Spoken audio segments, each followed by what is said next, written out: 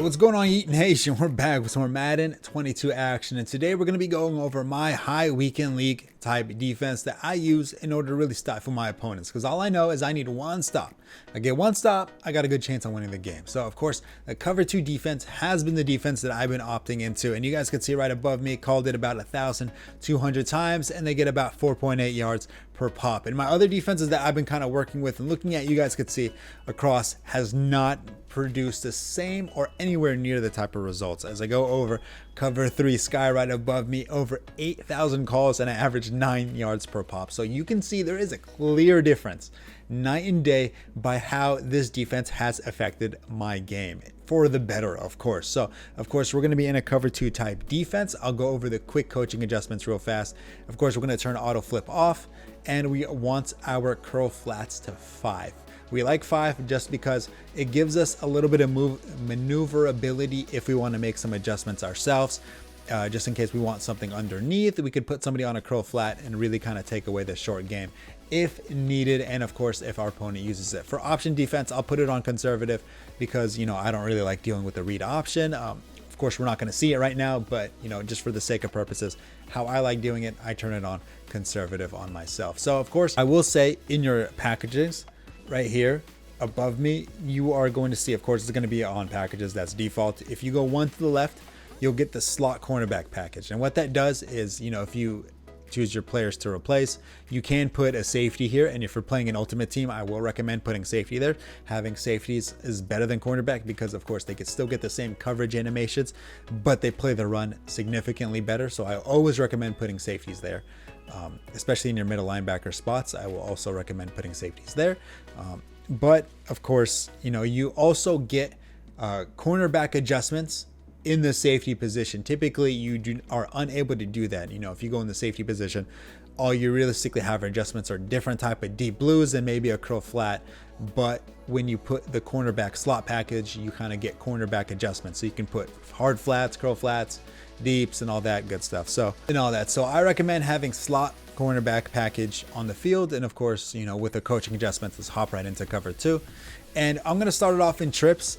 I'll kind of really quick go into different type of formations and show the basic philosophy on how I like to attack it. Of course, you know, different players have different route combinations that they incorporate, which require different adjustments, which is why I don't necessarily like making defensive videos, because everybody's different, everybody plays differently and requires different adjustments. So I'm not going to sit here and say, oh, do this, you're automatically going to gain stops.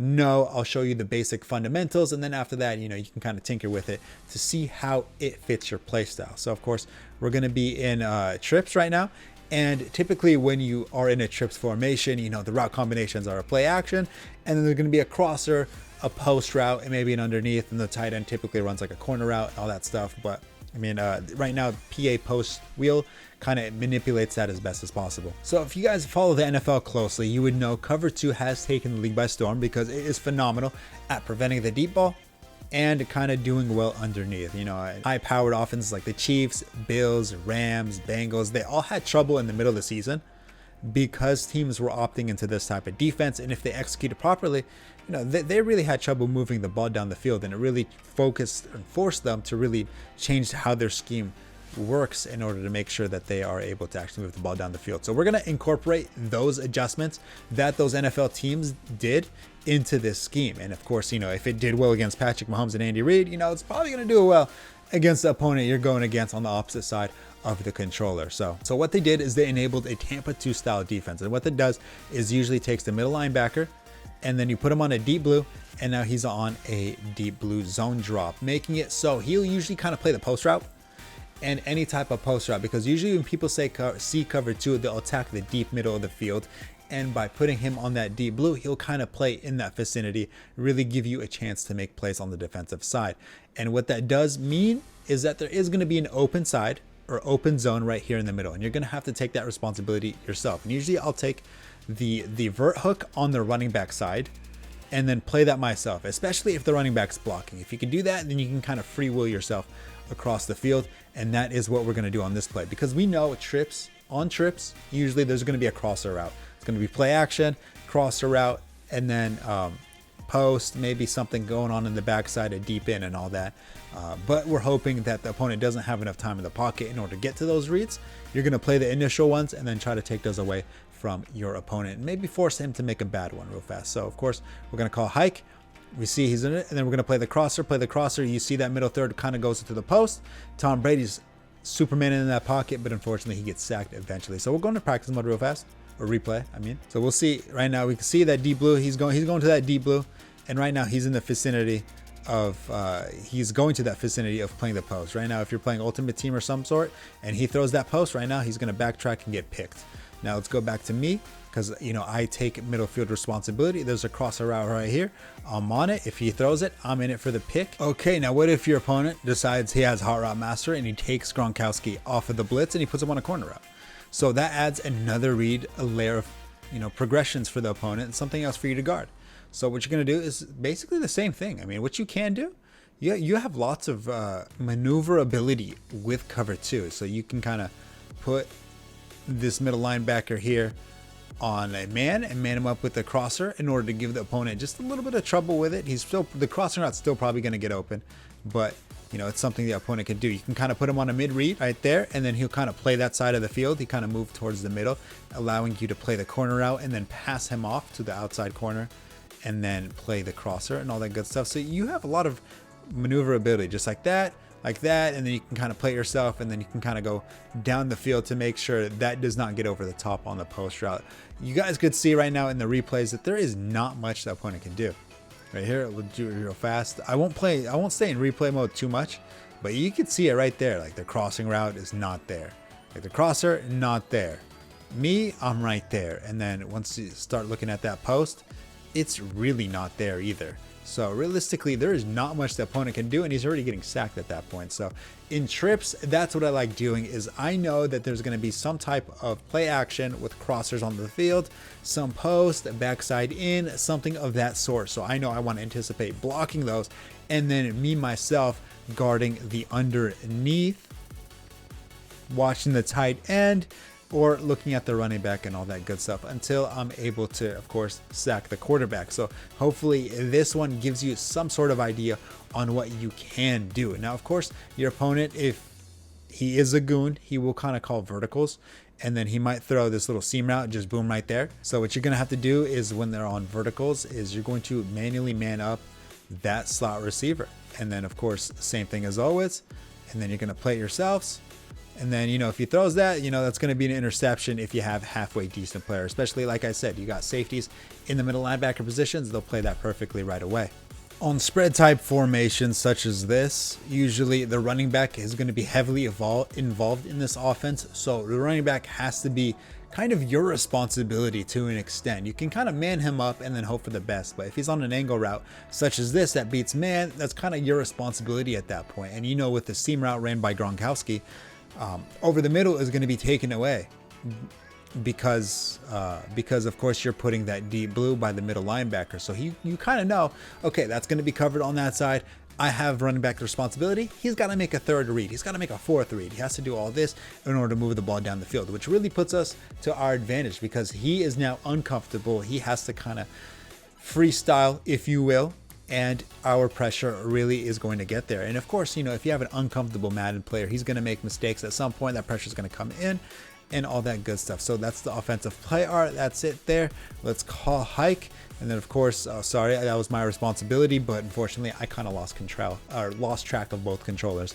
But you saw that right there. You saw the seam route get covered. You saw the running back should be covered if that was my responsibility, which it is, and all that good stuff. So something your opponent would do and might do is wheel routes by the running back. So he might put Bernardo at a wheel route. He'll put the outside receiver on and out and all that to occupy that zone.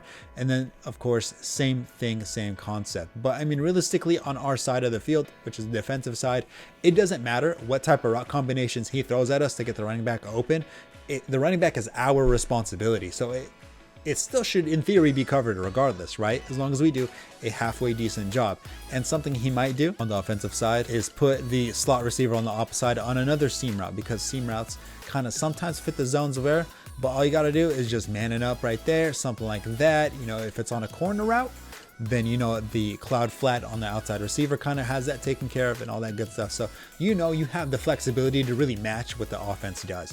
And that's why I really like cover 2, because it gives you the flexibility to go over the top and underneath and really disguise it to make it look the same. Hike, and then of course that seam route's taken care of, wheel route's taken care of, the out's taken care of, the slot receiver's taken care of. Like it makes it a little bit more difficult. Of course, I'm kind of cookie cuttering and breaking and simplifying everything down. But it realistically is that simple when you kind of think about it and put your mind to it, because all you have to do is think, okay, what does my opponent want to do? How do I stop that? And of course, all you have to do is make simple executions at that point, and then you kind of give yourself an opportunity to make a play. You put yourself in a position to succeed, and then of course that is all you could realistically ask for in Madden 22 on the defensive side. After that, you just gotta hope and pray your player makes a play on the ball, because I know when they throw a duck and that should have been intercepted and it doesn't, oh god, that hurts. So of course that's what I like to do on something like a spread type formation, is kind of course you got that little deep middle third run by the middle linebacker, and then of course running back responsibility is yours. Typically, instead of playing the middle of the field, you kind of want to watch the running back, because in a spread formation, usually running backs, like I said, are more heavily involved rather than in something like trips. So for bunch, I'm just going to let you guys know it's going to be difficult, because bunch is just that good of an offense. You're not going to automatically just shut down bunch defense with cover 2. It's going to require those adjustments, the ability to make moves on the fly, and then of course a good user. So what the opponent will do is something like right now, they got a corner route, they got a post route. You typically would do well, but of course right here in the play art, before doing a quick adjustments, I will kind of do a quick gander on the reads. Usually the corner route, that's going to get boxed up without doing any adjustments. You'll be fine on that side right there. You don't necessarily have to worry about that corner route, but what you are going to have to worry about in something like bunch trail or any type of formation realistically is a post route by the outside. We talked about it in trips. I didn't really do much of it in the spread formation, doubles on, but I mean, of course you already have a deep middle, so it's not that much of a worry. But something like bunch, and I do want to reiterate, we didn't do any adjustments yet, but something like that, if you don't have that middle third, that's going to be an easy touchdown. If you have a faster receiver on the outside, he's not going to get tackled from behind. That's going to be a quick touchdown. So I just want to emphasize why there is that middle third, because they do a much better job protecting the deep middle of the field from anything happening. So of course we're going to do the same at that point, and then of course you're going to play this yourself, and then you're going to play the middle of the field. You can play the running back side and kind of do the same thing. Look at the running back and then play back into the middle of the field. You can do it on the bunch side. It's kind of personal preference on how much responsibility you want to give yourself on the defensive side of the football. If you want to limit your options, then you go on the running back side, kind of see what he's doing, then play on the middle of the field. Or if you want to give yourself more responsibility, go to the bunch side, kind of see what's going on there, and then play whichever route combination that you feel like you could really jump and take away from the opponent. So of course right now, right there, I'll just play on the defensive side, and I'll kind of let the offense go. You're looking at the drag, look at the angle route, you could see that gets played. I mean, we both went to the same route by accident, but of course you could see that potential on what really gets open and what doesn't. So we'll go to instant replay just like that. You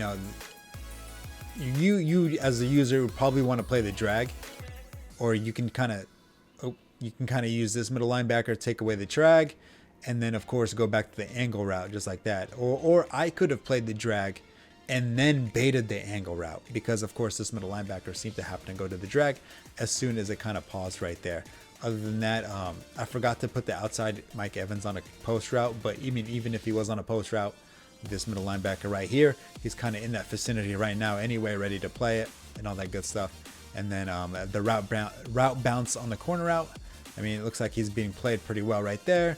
And then of course that route bounce would be played pretty good right there as well. And then by then he's of course being sacked. So I mean, of course you could see the potential on something like cover 2 when you do this type of Tampa 2 style defense, but realistically, it's going to require different adjustments, different maneuvering, different usering, and different route combinations on the offensive and defensive side if you really want to execute this properly. And of course, remember I put those curl flats to 5 yards, and that's in case I want to, of course, kind of do something like that, then you Mabel one side and same on that. And then you could do a double Mabel and then play the middle of the field yourself. You could do something like that. Like if you know he's not going to hit the post route, then maybe you don't need Milano on a seam route. You can use that yourself, and then you can put some curl flats and all that good stuff. And then, say he puts the running back on a flat and all that. You can kind of do this, do that, and then you can kind of play that yourself, so on and so forth. So of course, it gives you flexibility on the defensive side to really kind of manipulate the defense and do what you would like. That's why I like cover 2 a little bit more, especially now, than cover 3. Cover 3, like you guys saw, like I used that 8,000 times. They practically got a first down every single time I called it. Now in cover 2, they might get 5 yards. And of course, those are those one-shot plays that they might kind of beat me over the top that really ruin the average. Realistically, now they got to earn it. And if they earn it, congratulations, you earned your touchdown. But if you do not know how to perfectly earn your touchdowns, then, I'm going to get that stop. And especially in the red zone when it becomes immensely more difficult. But of course, I'm trying to show when the field is stretched to really show exactly how I would do it in the middle of the field when it's crunch time and you got to stop them from getting that game-winning field goal. So of course, that's going to wrap up this video.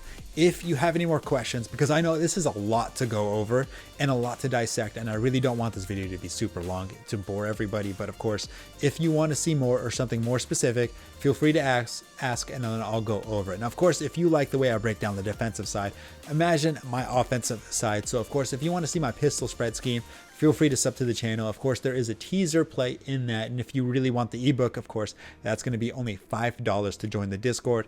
I think that's really cool. A really good deal to run an off-meta offense and all that good stuff. But other than that, hey, good luck, everybody.